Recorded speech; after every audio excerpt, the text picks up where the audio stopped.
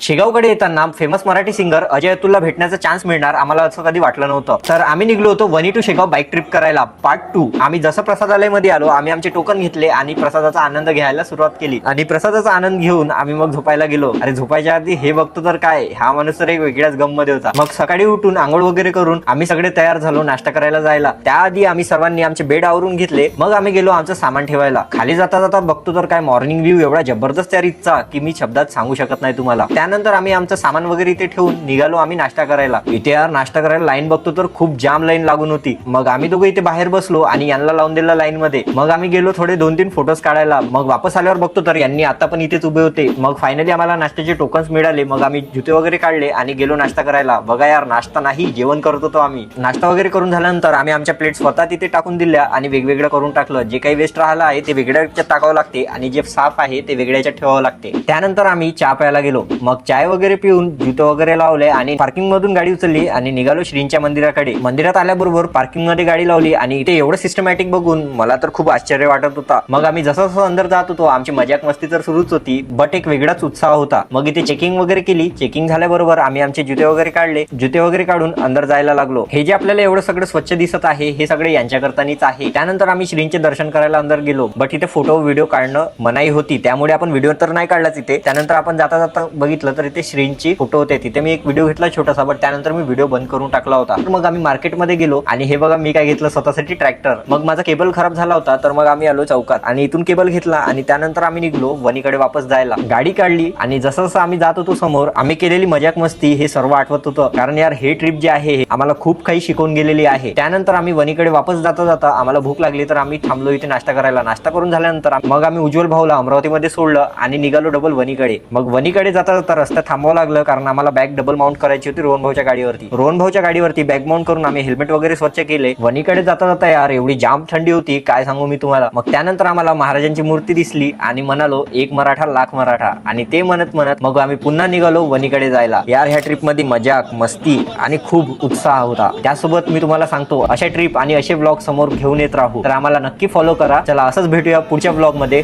Ram Ram.